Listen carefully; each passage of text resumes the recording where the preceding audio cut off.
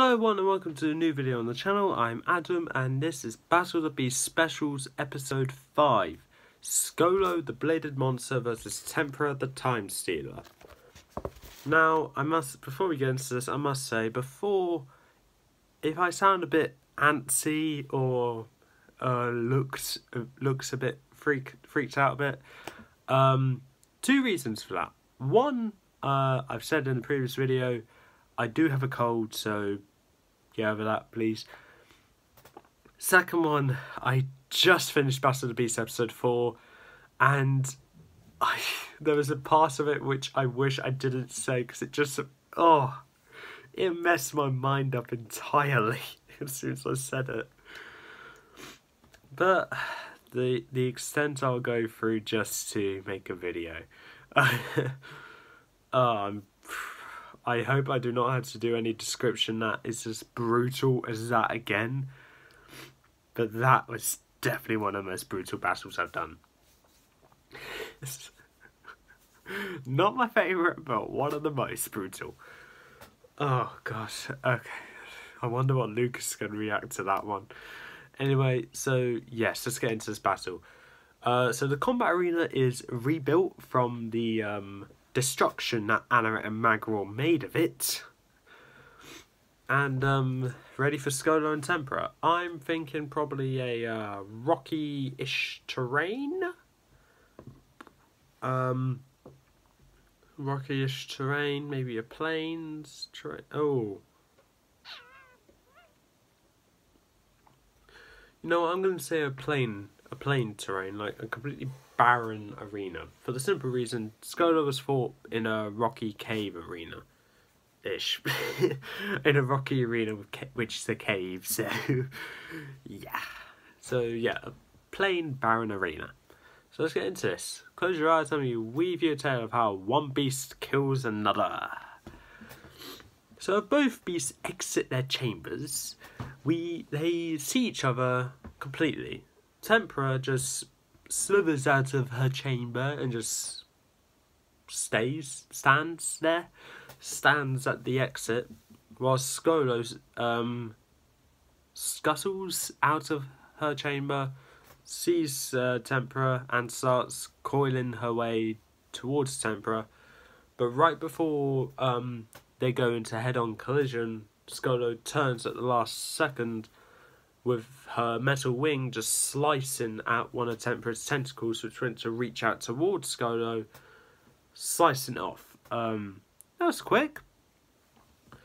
And Skolo starts, and with Skolo's other side wings, because she has 3 sets of wings, Tempra is able to avoid those before the same thing happened. And just before Skolo was able to completely get out of her range, Tempra goes to reach a tentacle and wrap it around Skolo. Unfortunately, though, Skolo is a bit of a slippery bug, and just slips out of Tempra's grip entirely. Now Skolo goes in for round 2, doing the same thing again, but this time just circling round Tempra. So they're just circling. Skolo's just circling around Tempra while slicing or trying to slice or making very faint slices at Tempra's tentacles, which isn't working very well for Skolo because they're just faint and not really affecting Tempra that much. Tempra has enough of this though, and goes to reach out and wrap a tentacle around Skolo, one of Skolo's wings. But unfortunately, due to how sharp it is and speed in which Tempra had done that, she just sliced off her own tentacle, really. Tempra, realising that she can't touch those wings at that kind of speed, and at the speed Skolo's going, it's going to be even faster. Skolo eventually decides to stop, and her head is behind Tempra's head, and goes to bite down directly on Tempra's head, but Tempra gets another tentacle, puts it in the way for Skolo to just literally snap off. Just another tentacle. Thing about Tempra though, I know it wasn't said in the book, but as it's based off, can they grow their limbs back? I don't know. Okay, I'm not going to say they can because I'm not sure. I'm going to need to Google that afterwards. But, so I was going to say Tempra can regrow her limbs, but I'm actually not sure. But since she's clearly based off an octopus-like creature, she has 5 tentacles left. Using this brief moment of pause of Skolo has from moving, Tempra wraps all her tentacles around Skolo and blinks with her eye once, and they travel back in time, even further back than they are. And they find themselves in a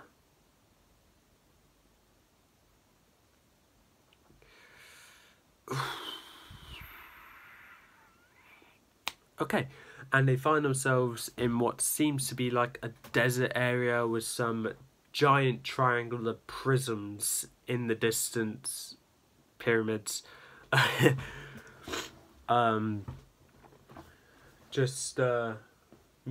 And the middle one is just tall enough reaching up where it's just touching the sun. Tempra released her grip on Skolo, hoping that the heat from the sun and the desert is going to just make the metal on Skolo really hot, where Skolo can't take this heat. And Skolo starts scuttling away, but it's moving slower than normal. Tempra's able to catch up, but Skolo, being a rather smart beast she is, gets up onto her hind few legs and starts swinging around violently, very close to Tempra's eye, just using her legs to try and stab at the Tempra's eye to blind her. Unfortunately, luckily she's using her tentacles to block them all, and to finally stop it, what Tempra does is that she gets her tentacle and puts it on Skolo's forehead, where she's just absorbing her memories now. Skolo, knowing she has to stop this, lifts up her back legs, where she just falls to the floor, dropping Tempra's tentacle, and using her back leg to scuttle above that tentacle which is on her forehead, and starts stabbing, repeat stabs very deep into it, to the point where Tempra needs to recoil it back. And just before Tempra can literally always completely release her grip on Skolo, Skolo lifts his head up, and with her xenomorph tongue, sticks out, snaps the tip of that tentacle clean off. Yeah, that's what I mean. I don't know.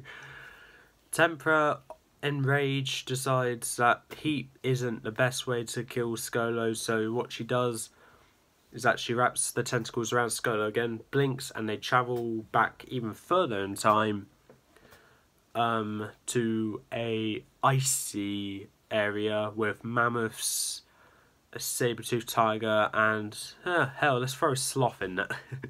Let's throw a sloth in there. Yeah, you know where this is going. Hoping that the cold would just freeze Skolo over. Because at the end of the day, bugs are kind of like bacteria. If it's too hot, they'll die. Doesn't work for this case, though. Too cold, they'll freeze. In which case, it'll be easy to kill them. And what is done, Skolo is moving slower than normal, slower than in the desert. And what Tempra does is that she is able to also catch up to Skolo, and wraps a tentacle around Skolo's head, really tight, snapping the jaw shut and keeping the incisors, I think they're called, to to where they can't pinch anything, so they're closed as well. Completely cutting off Skolo's airflow where she can breathe, but that's none of Tempra's concern really. And with Skolo unable to breathe, her body is obviously going whack out of control, where she's trying desperately to get herself to breathe. She's swinging her body around, trying to slash at Tempra with her wings. It's working, but not effectively. And Tempra, not wanting to feel any more pain than she already is, she gets her chopped tentacles to take the pain, whilst her full tentacles are wrapping around Skolo's body, top of her body, and head, and twists, snapping the... Why do I do so many neck snappings? Snapping Skolo's neck. Skolo slumps down to the ground. Tempra releases her grip, and Skolo is not moving. Not moving at all. And honestly, if she does, I'll be surprised.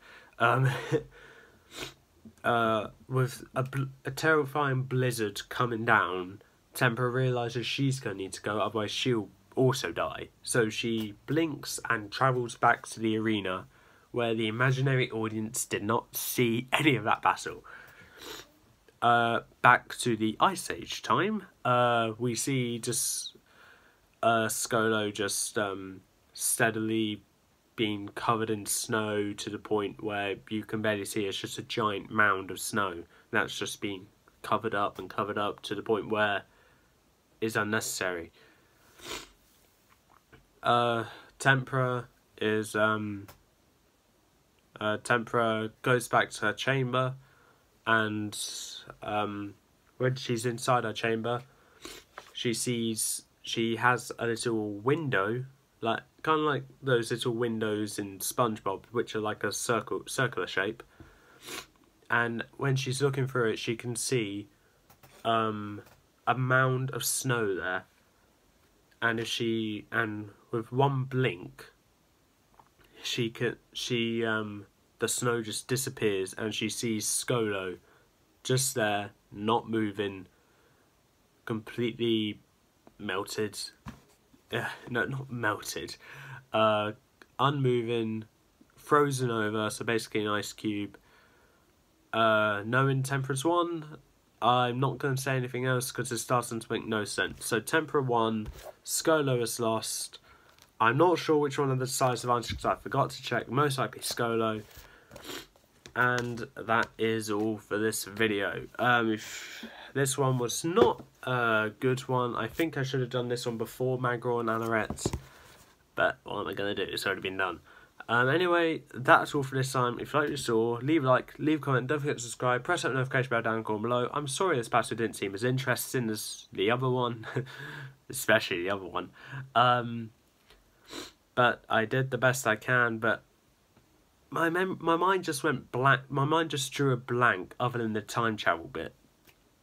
So, yeah, I wanted to try and do more time travel, so that's why I tried to make Tempra win. But believe me when I say I did want Skolo to win as well. So, it was a hard choice. Anyway, I'll see you in the next battle with Spyros the Ghost Phoenix versus Arax the Soul Stealer. Maybe a Phoenix can actually make it through to the next round, I don't know. Sorry, Epos and Pharaoh. Well, Epos didn't make it, and Pharaoh didn't even battle yet. Anyway, that's all for this time. I already said the outro, so till then, peace out.